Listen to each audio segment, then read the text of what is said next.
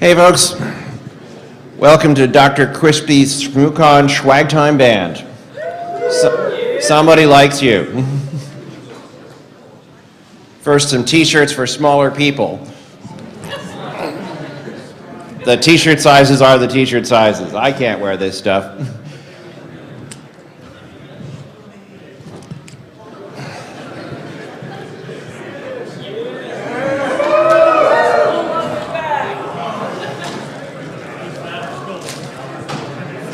That's a moose oven mitt.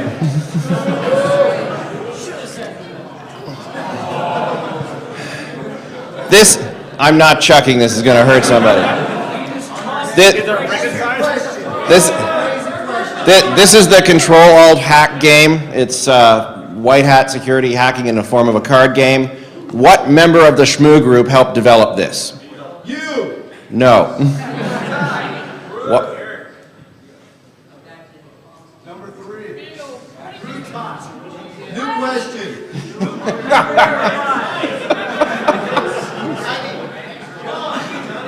Insert correct answer. Android apps.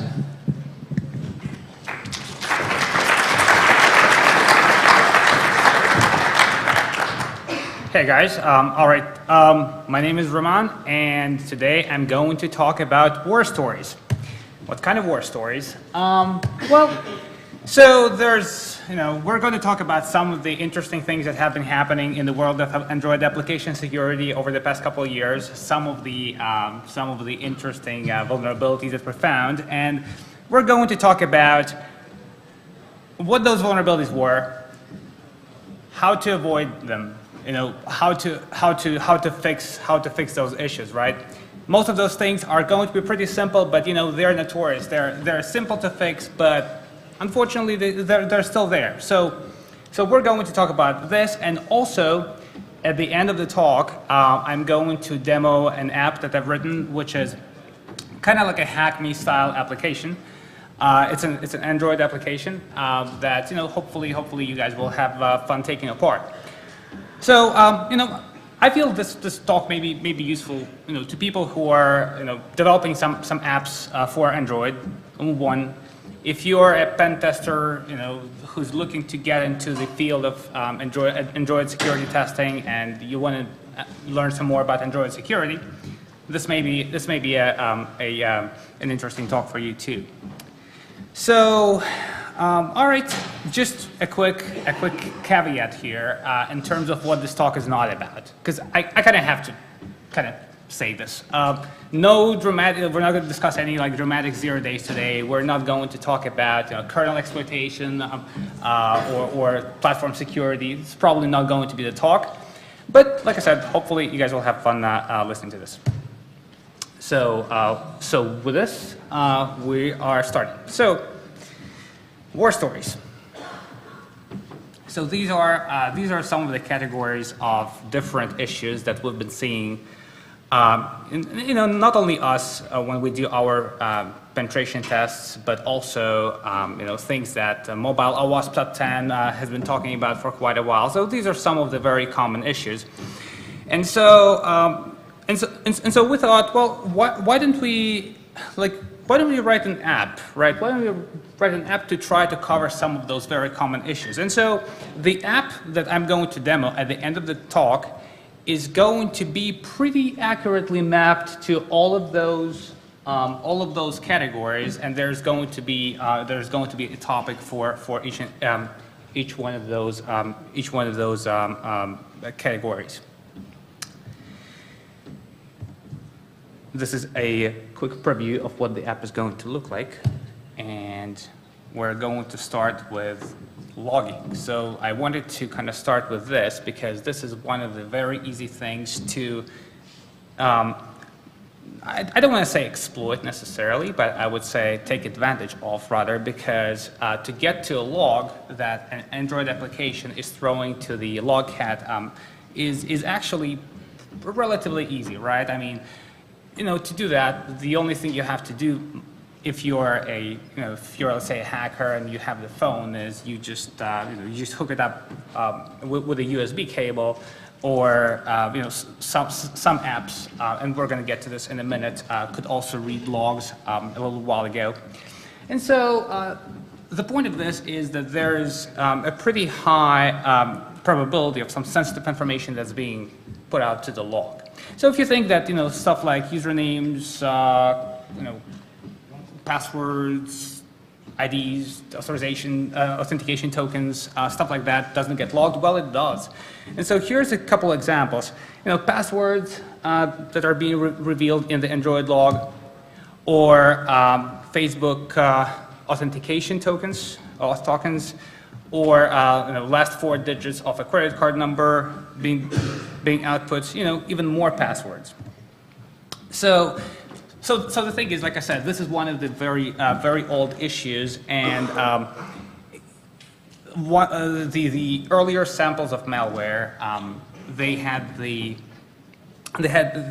would basically request a read log permission, and requesting the read log permission would give them the capability to read other apps logs. So, all right, should I start with this?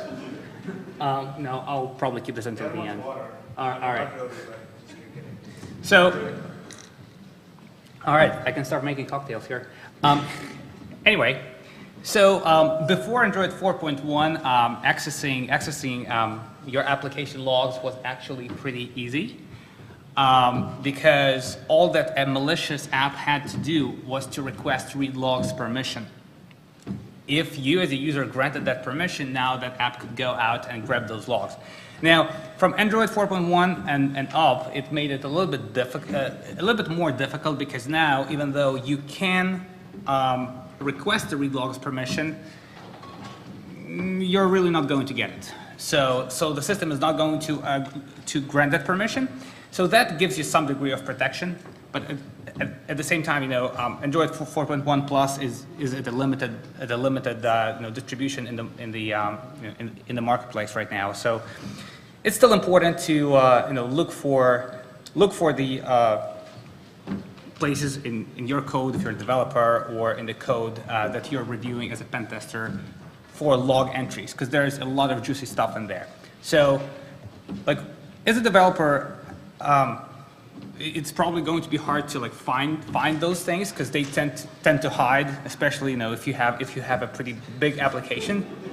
But at the same time, a lot of interesting stuff is in there. So yeah, this is basically it.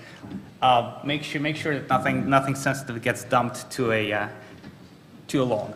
Oh, and one more point. I guess if a malicious application is running as root, then all of those protections don't really work anymore. So it's going to be able to read your logs no matter what.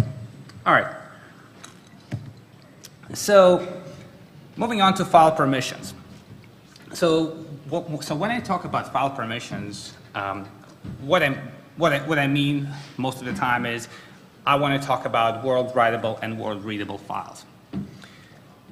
So even though this may not happen as often as some other vulnerabilities that we're seeing, when it does happen, the consequences tend to be pretty destructive and pretty bad. And so I wanted to bring in an example of Lookout Security, which is a security product, Android security product, a vulnerability in which was discovered by Team Jock, so that John Aberheide and Zach Lanier, as well as Tevis Romandi, who independently discovered the vulnerability as well.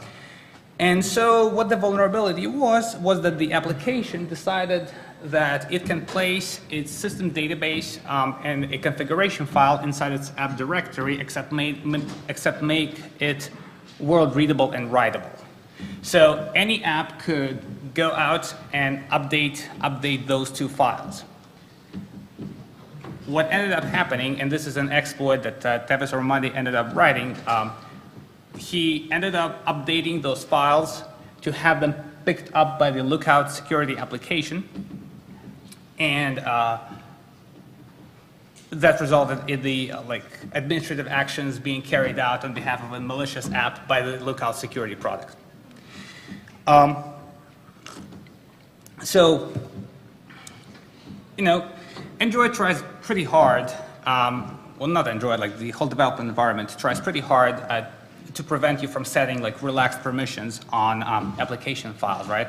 Like Eclipse, for example, throws a ton of warnings saying that, hey, are you really sure? Are you absolutely sure that you want to set a world writable permission on the file?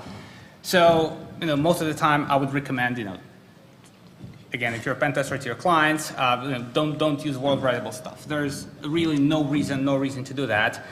And also, a special case is SD card permissions. So SD card being, being most of the time formatted as a VFAT file system, there's really the lack of concept of file ownership.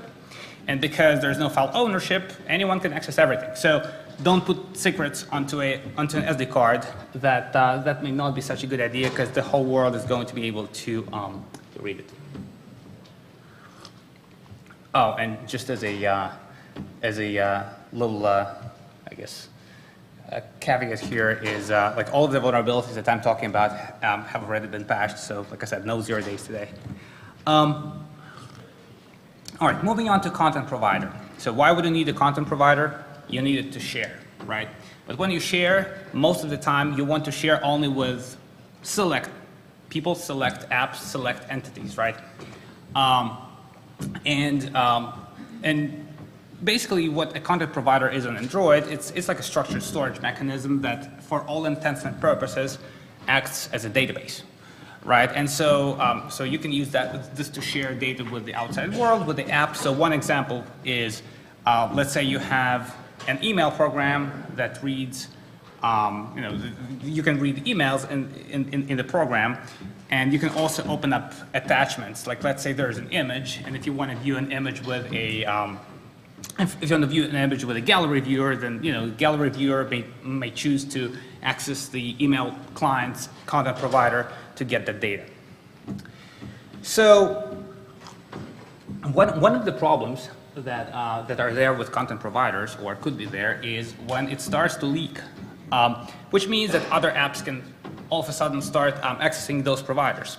And here, another war story is the Dropbox. And in 2011, Tyrone Erasmus found a vulnerability where you could access the content provider that was advertised, that was shared out by the Dropbox application, and you could read the entire database. And as a result of that, like being a malicious application, you could just upload users' data for public access to anyone.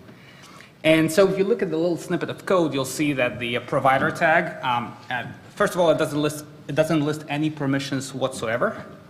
And also the grant URI permission tag has a path prefix attribute set to /. So that effectively makes the whole database available for others to look at. So that's a bit of a problem. So make sure that when you share a content provider, you only share it with granular permissions. So you specify who exactly you're sharing it with. It may be a good idea to use signature level permissions. So with signature level permissions, what happens is only the applications that have been signed by the same key as your application can now access your resource or content provider in this case. So one other point that I have here on the slide that I wanted to talk about separately is the parameterized methods for queries.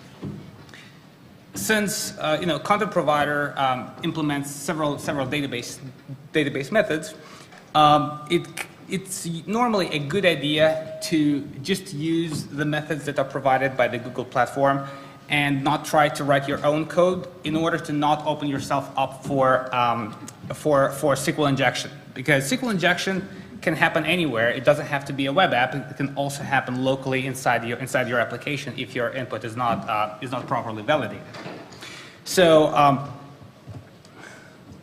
this little diagram is actually taken from the Android developers website, from the Google reference, that shows how the query arguments, and the query arguments is used to basically pull stuff from the content provider, how it maps to the SQL statements, or just SQL operators and keywords. And so most of the time, what you need to do with SQL, you can you could also do with content provider methods such as the query method. So use that.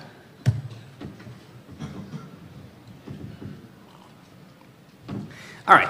So URIs. The URI is effectively a scheme that lets you, invoke an application to handle a certain type of resource, right? So if you have an HTTP : / that's a URI scheme that may trigger a browser. If you have a myapp : / blah blah blah, that may trigger the myapp application. So you would normally declare the URI scheme in the manifest under the data tag. And the example that I wanted to talk about here, a pretty destructive one, or destructive in a funny way, I guess, is an example that Colin Mulliner presented. I believe it was NinjaCon in 2011. And so this was a case where it was an NFC token, an NFC tag that was presented to a phone, and then the Android system would parse out the URI out of the data encoded in the tag, and then the URI that was extracted was passed over to the Foursquare app because it was registered as the handler for that URI.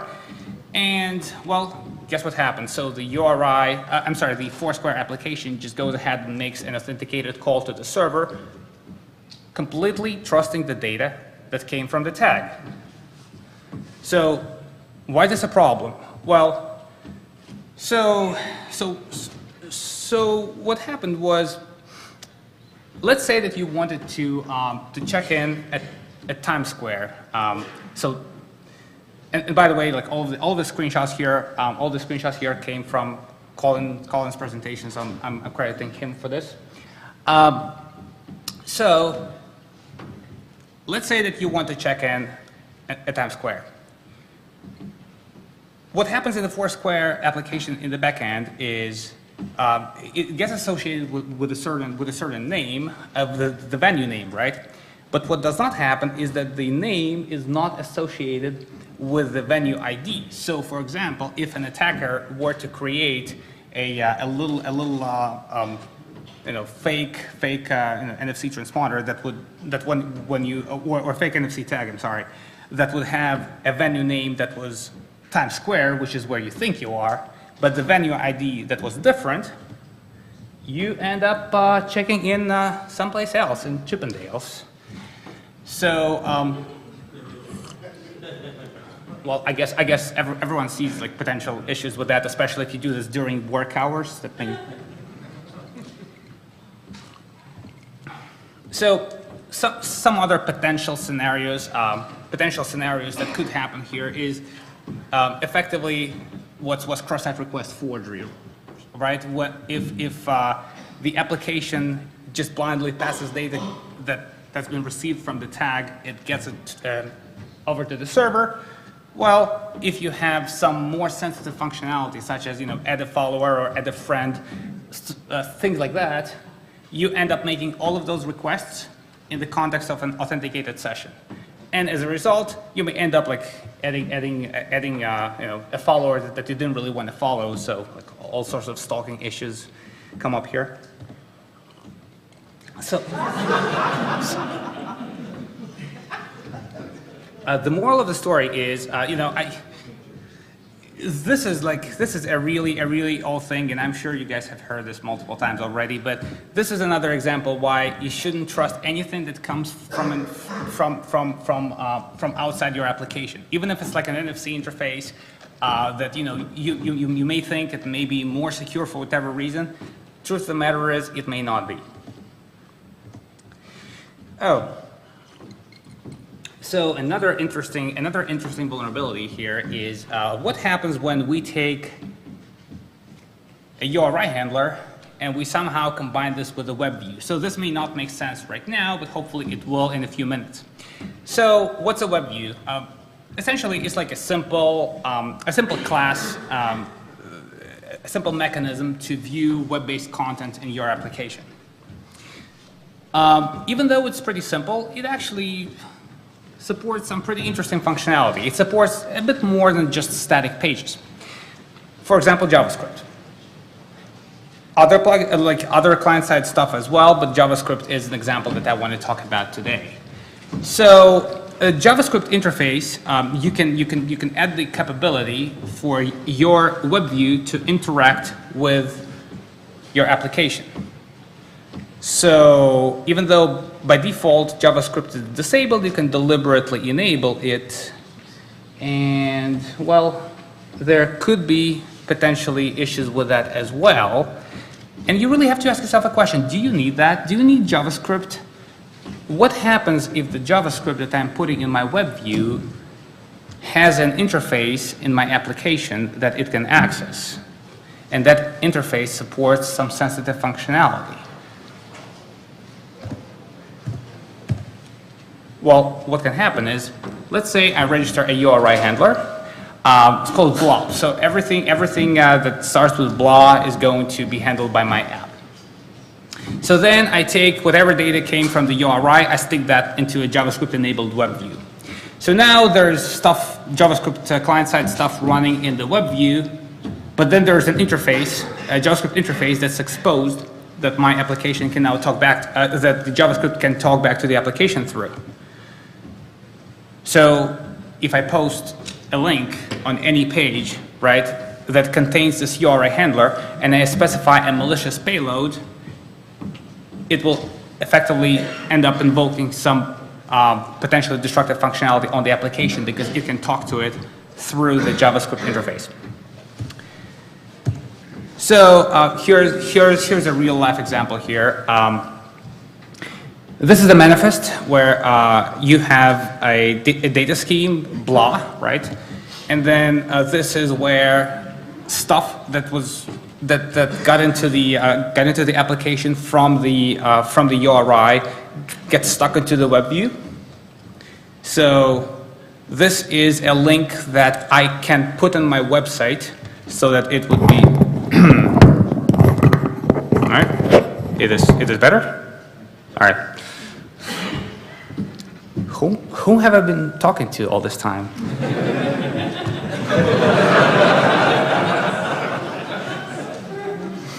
All right.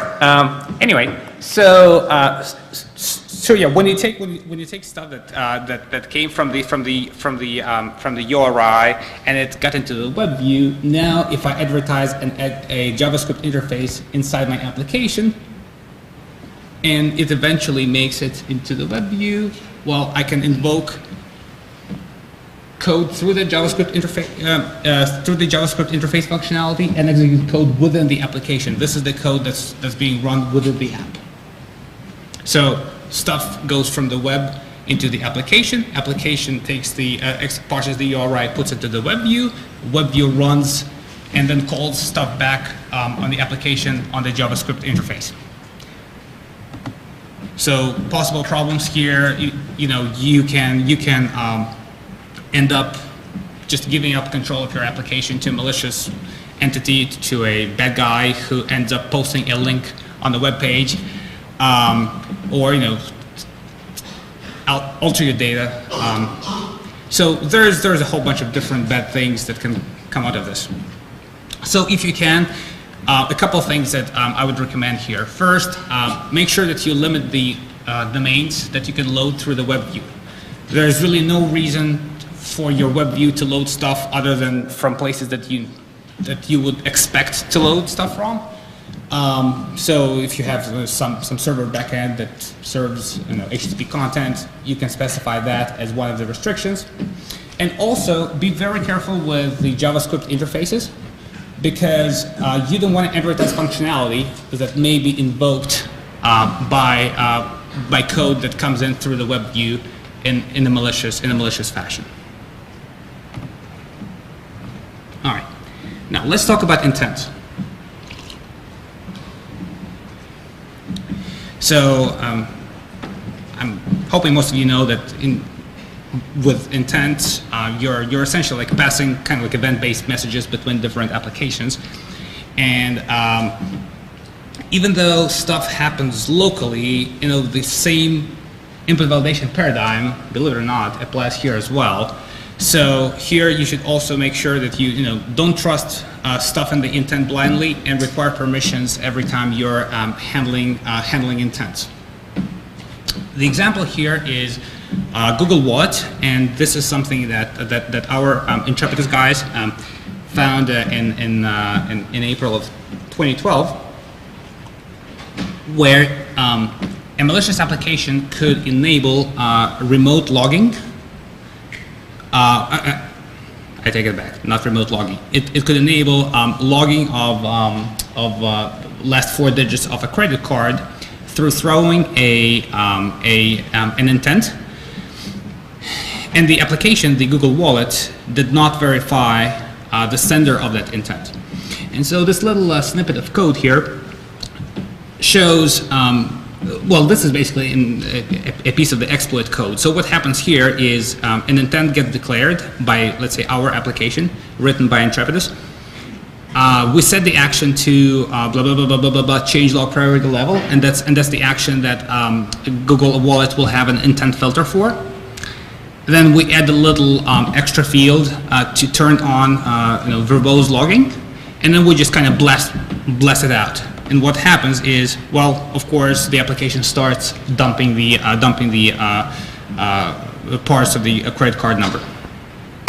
So this is what the this is what the receiver looked back then, right? So anyone can just send stuff to it because it will be intercepted by the intent filter. It will be caught by the intent filter, and the receiver, the broadcast receiver, would act on that.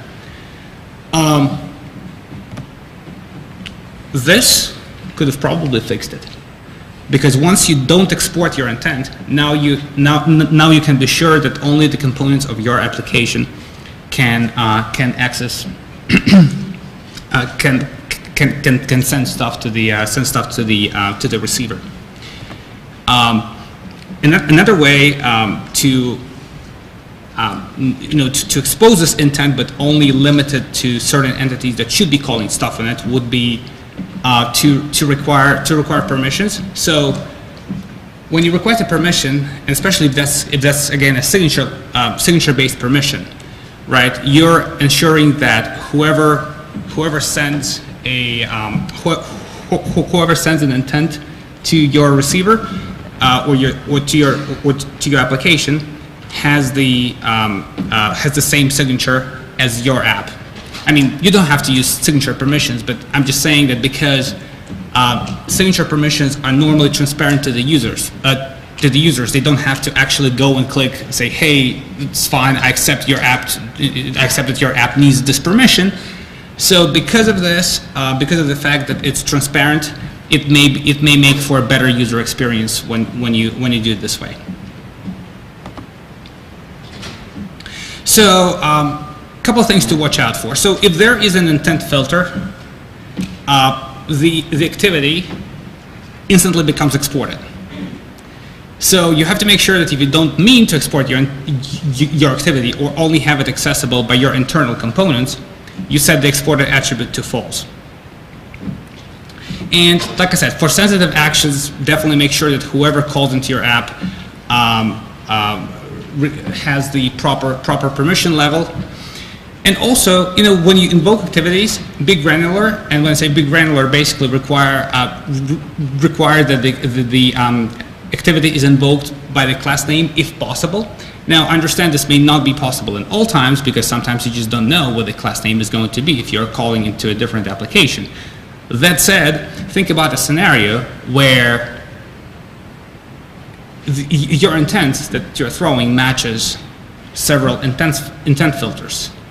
And so if it matches several intent filters, this could potentially bring about a security issue, because what happens if someone who's trying to intercept my intent ends up being malicious? And I, as a user, say, oh, all right, I'm going to open this link with either Google Maps or G00 Google Maps, and I end up clicking on the wrong thing, and the intent ends up going to the wrong place. And this kind of goes back to the prior recommendation that I mentioned about not putting sensitive stuff in intents in the first place. All right. Encryption issues over the network. We're going to talk about a couple things here. First of all, I think it's pretty safe to assume right now that, since most of you are probably pen testers, I'm guessing, intercepting stuff locally is pretty easy, right? So man-in-the-middling stuff if you're local is relatively easy. Not so much when you sit on a different machine, but if you're local, that's easy. And when developers do something like they use self-signed certificates in their production code, well, guess what happens? All right, so you're essentially getting rid of the whole CA validation modal and certificate authorities, because any certificate is now a good certificate. I can put whatever I want as a man in the middle and see the traffic. When would that happen? If you override the trust store, the default trust manager in Java, that's what's going to happen. By the way, it's difficult. Overriding that manager is difficult, but we've seen it done.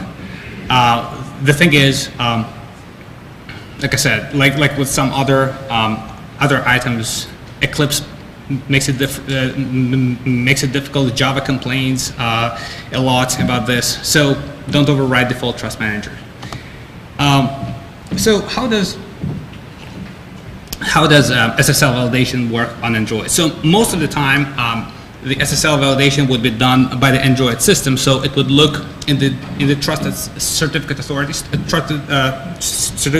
store, right? And it would say, hey, the certificate that I'm seeing from a server, is that good? Can I trust it? Can I not trust it? And then it makes a decision based on that. So if, as an attacker, you end up pushing your certificate into the trust store, you can now see the traffic. Well, before Android 4.0, you could use you could use the KSource PKS trust store, but you had to be rooted to push your certificate, your signing certificate into that store. With Android 4.0, things have become a lot easier. You can now use user certs, which means that all you have to do is just put your signing cert on an SD card and just import it. And that's it. Now your system trusts any certificate that it sees. So what do you do about this? As a developer, it may be a good idea to use certificate pinning. With certificate pinning, what you would essentially do, you would pin the public key of your server to the domain name, to your domain name. So every time that your application tries to reach out to a server, it would know the exact certificate that it should be seeing. Another way to do certificate pinning is, instead of pushing the exact certificate hash, the hash of the public key into the code, you can also have the signing certificate of the certificate authority that only you can sign your certs with. And that way, you can check if the server cert that you're connecting to, if its cert has been signed by the known CA. Now you know that in your code you're pinning it to a certain CA, and now that you know that it can be trusted. So in a way, you're kind of removing the normal CA validation out of the, you're removing it from the picture completely. So is pinning a good idea? Definitely. Is that a silver bullet? Probably not. There are ways to bypass those. Like ISAC Partners, Android SSL bypass tool has been written specifically to bypass pinning on Android applications. But the thing is, it's not an app that's like, very, very easy to kind of break out and use. It definitely makes the hacker's job of breaking the application a lot harder. So I would say that it's still a good idea to add another degree of complexity to the hacker's job. And by the way, if you guys are interested in reading more about certificate pinning, I would suggest reading the Moxie Marlinspike's blog. He's got a great entry on pinning, so I would definitely recommend doing that. All right, now we've talked about encryption that was done locally. Let's talk about encryption. Encryption over the network. Let's talk about encryption or encryption that's done locally. So I've seen this take one of three common forms. Number one, hard-coded keys. All right. Weak encryption algorithm. People still use weak ciphers and all that stuff, or maybe some stronger encryption algorithm, but those where their strengths are completely defeated by the fact that they're used improperly, and security decisions are made locally and can be completely bypassed. So one example that I have is an app that has an authentication token that it presents to the server, and the token is a SHA-1 hash that's based on a phone number. Let's think about this. SHA-1 hash based on the phone number. SHA-1 hash, all right, reasonably secure, that's fine, but it's something that we control locally. So once we know that the phone number is what's used to generate the SHA-1 hash, the question is, well, can we maybe SHA-1 hash other phone numbers and all of a sudden become different users of the application? So this is actually exactly what happened. I mean, it was a pretty massive fail. So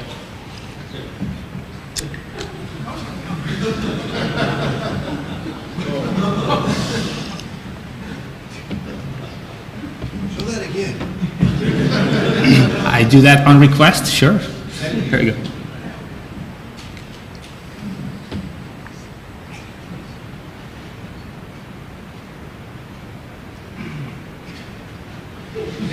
This guy may not know a lot about encryption, though. All right. All right. So, to kind of recap the whole encryption thing here, a few suggestions. So, don't abuse SSL. If there's a trust manager, use it as intended. Don't try to get around it, even in the development code. Augment your stuff by pinning certificates. You can use other stuff. You can use, mutual authentication is also a good idea to use, so that you're now presenting client cert to the server, so that the server would know who's connecting to it. Also check the local signature of an application to make sure that your application hasn't been messed with. Maybe a little extra bit of work, but still worth it. And in terms of protecting your application from maybe remote man-in-the-middling, it would be, you can't really force traffic out of a specific interface on Android, as far as I know, but you can certainly prefer one interface over another. And so what I would do is, in my code, I would assume that everything goes over Wi-Fi that can be controlled by an attacker, and prefer to send traffic out of the cell network. All right, so here is some technical suggestions. Remove debugging code, secure your app's resources, meaning make sure that your file permissions are set properly. You can use certificate pinning. Definitely use obfuscators. Make sure that you use ProGuard. It's free. Android lets you use that for everything that you write. It also strips unused code, which is a good idea anyway. But most of the time, try to really look at the big picture, and recommend to others to look at the big picture. So try to think like a hacker, and what it means is, look at your application from a very high level perspective. Try to enumerate the risks. Maybe there are certain things that you did not intend to happen, and they would happen anyway, right? So there could be risks to your data. There could be risks to the infrastructure, and so these are some of the things that you need to keep in mind as you're pulling together your app. Next step: identify the attack surface. And so I think what that cat was doing there was trying to identify the attack surface with a turtle. So think about, what sensitive info is transmitted by your app, what's stored, are you maybe using some insecure libraries? And so all of these things together, they really help create a more secure application from the get-go, as opposed to trying to patch it later. And finally, challenge your assumptions about security. I gave you an NFC example, right, where an assumption was made or possibly made that something that came from an NFC interface is somehow more secure. May not necessarily be the case, because you may think that attacker may not have access to the hardware required to write to a tag or deal with some other technology, but the truth of the matter is it's actually much more possible that you may think it is. So just keep that in mind and challenge your own assumptions. Yeah, all right, and finally, it's important to understand how Android reversing works. So there is a lot of conversations about how secure or insecure Android platform is. The truth is that the oversight on what apps get pushed into the market may not be as rigorous as with some other platforms, and I'm going to let you guess which platforms I'm talking about. So you can pull apps from a phone, you can recompile them, you can patch them, you can recompile them pretty easily. There's a ton of tools available. You can change the code because the apps are written in Java. So there's a lot of things that you can do with an app. So the most important thing is you really should know how the app could be broken. And with this, I'm going to move to the IG Learner app demo. So this is going to be a demo of the IG Learner app, and it's like a CTF style app. CTF is the, for those who don't know, capture the flag type application. It's a bit easier than a regular CTF, but it's like a lesson-based, like a level-based type of thing where you have a whole bunch of challenges, and you're supposed to solve those challenges. The QR code here links to the market. I'm telling you, it's totally legit to go ahead and download that. Take my word for it. I really like watching people's reactions, to take my word for it. Okay, and we also have the code up on GitHub for this. There's a walkthrough. It's currently being finalized, so please check back on intrepidusgroup.com's inside blog. And also, I definitely wanted to mention two more things. Shouts out to Jack Manino, who kind of inspired, whose GoDroid project kind of inspired me to write this. Definitely check out that project. It's awesome. Highly recommend it. And the entire mobile OWASP top 10. There are quite a few differences between this and GoDroid, and you'll see them. But I would say that definitely check out Jack Manino's OWASP top 10 project and the GoDroid application.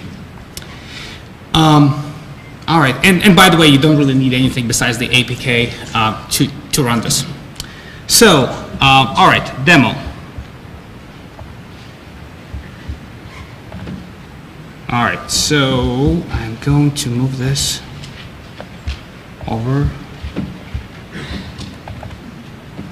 All right, so what happens here is this is the listing of lessons. So we have lesson for every topic there. You can see the instructions if you want to read the instructions. And then you can all right, close the instructions. In hindsight, I probably should have made the video go a little bit faster. Apologies.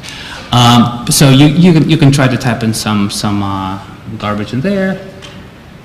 And so, by the way, like right now, I'm burning one of the lessons. This is like the most trivial lesson of the application. It's really simple, really easy. But I just want to kind of make sure that you get the flavor of what this is. So this dumped a whole bunch of debugging output to the Logcat console, and there is a secret code that's lurking in there somewhere. And I'm going to show you how this works. All right, so that's the code right there.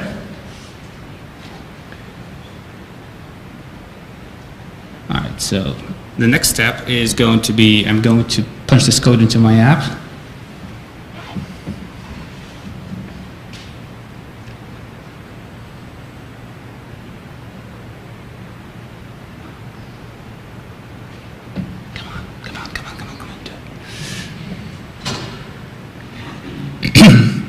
A spoiler, I'm going to punch in the correct code here.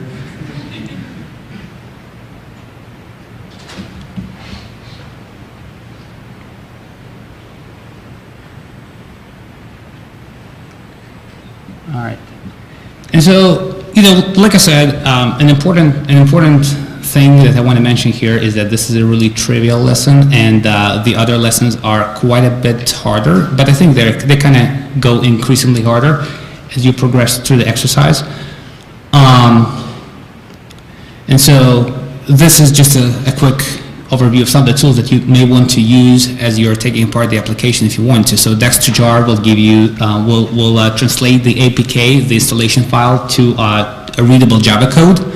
The problem with Java code, even though you can read it and understand the logic of the application a lot easier than otherwise, you can't really recompile it back into an application. Again, this is something that you would normally use to just try to understand the logic of the app and then just putting this into a Java decompiler and running this inside the JD GUI tool. So here, this is, let's see, like this is my logging garbage method. You can see that the code is not obfuscated. It was actually not obfuscated on purpose. And this is the Virtuous 10 Studio tool that I use to look at the Smalley code. And Smalley code is effectively the instructions that run in the Dalvik VM, and the smaller representation of an APK is something that you would use to actually patch the code, make changes to it, and recompile it back. So I'm going to kill the video a little early here because just to save some time. But I'm going to tell you that with this tool, which is, by the way, a great tool, Virtuous 10 Studio is its name. What you can do is you can just recompile it and push it back at the click of a button, which is pretty simple. And you can just take my word for it again that it's actually going to push back and execute just fine. So I know that I'm running a little bit short on time, so I'm just going to close this up right here and say that here we're done. If you still want to get the app, download the app. The QR code is right there. So thanks very much for coming out. Thanks very much for listening to me. And if you have any questions, I think, do you have time for questions? I would gladly take some. You see more apps that are out there in the wild using program it more and safety codes, and are there any known methods against reversing the program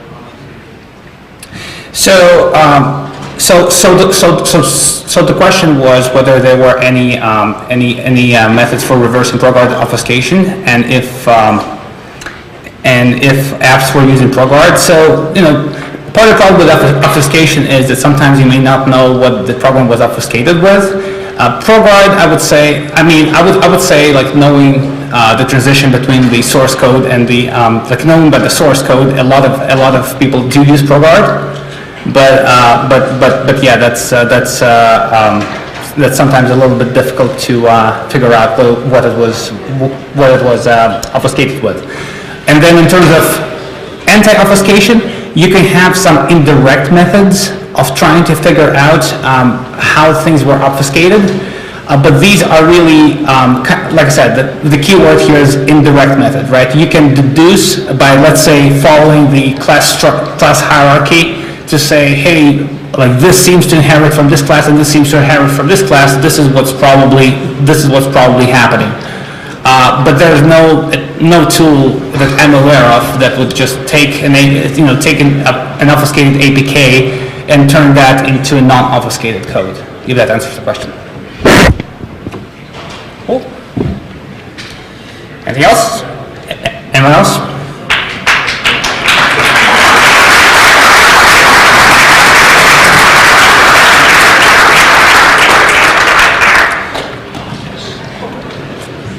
Thanks, guys. Oh, actually. Hey, folks. Welcome to Dr. Crispy's Shmoocon Swag Time Band. Somebody likes you. First, some t-shirts for smaller people. The t-shirt sizes are the t-shirt sizes. I can't wear this stuff.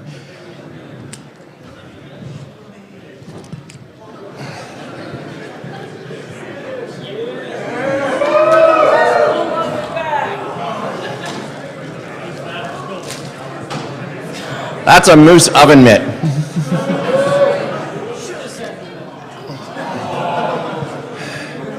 This, I'm not chucking, this is going to hurt somebody. This is the Control-Alt-Hack game. It's white hat security hacking in the form of a card game. What member of the Shmoo group helped develop this? You! No. What? Number 3. New question.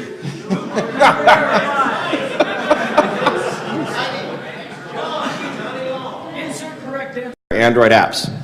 Looking to get into the field of Android security testing, and you want to learn some more about Android security, this may be an interesting talk for you too. So, all right, just a quick caveat here in terms of what this talk is not about, because I kind of have to say this. No dramatic, we're not going to discuss any like dramatic 0 days today. We're not going to talk about kernel exploitation or platform security. It's probably not going to be the talk. But like I said, hopefully you guys will have fun listening to this. So, with this, we are starting. So, war stories. So these are some of the categories of different issues that we've been seeing. Not only us when we do our penetration tests, but also things that Mobile OWASP Top 10 has been talking about for quite a while. So these are some of the very common issues, and so we thought, well, why don't we write an app, right? Why don't we write an app to try to cover some of those very common issues? And so the app that I'm going to demo. So if you think that stuff like usernames, passwords, IDs, authentication tokens, stuff like that doesn't get logged, well, it does. And so here's a couple examples. Passwords that are being revealed in the Android log, or Facebook authentication tokens, auth tokens, or last 4 digits of a credit card number being output, even more passwords. So the thing is, like I said, this is one of the very old issues, and the earlier samples of malware, they would basically request a read log permission, and requesting the read log permission would give them the capability to read other apps logs. So, all right, should I start with this? No, I'll probably keep this until the end. All right. So, all right, I can start making cocktails here. Anyway, so before Android 4.1, accessing your application logs was actually pretty. At the end of the talk, is going to be pretty accurately mapped to all of those categories, and there's going to be a topic for each one of those categories. This is a quick preview of what the app is going to look like, and we're going to start with logging. So I wanted to kind of start with this because this is one of the very easy things to I don't want to say exploit necessarily, but I would say take advantage of rather, because to get to a log that an Android application is throwing to the logcat is actually relatively easy, right? I mean, to do that, the only thing you have to do if you're let's say a hacker and you have the phone is you just hook it up with a USB cable or some apps, and we're going to get to this in a minute, could also read logs a little while ago. And so the point of this is that there is a pretty high probability of some sensitive information that's being put out to the log.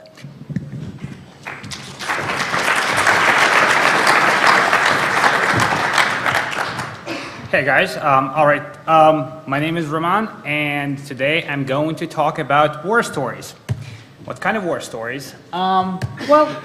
So there's, we're going to talk about some of the interesting things that have been happening in the world of Android application security over the past couple of years, some of the interesting vulnerabilities that were found, and we're going to talk about what those vulnerabilities were, how to avoid them, how to fix those issues, right?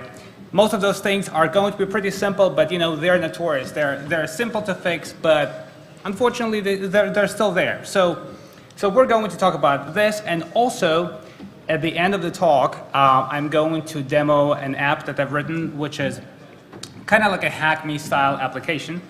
It's an Android application that hopefully you guys will have fun taking apart. So, I feel this talk may be useful, to people who are, developing some apps for Android.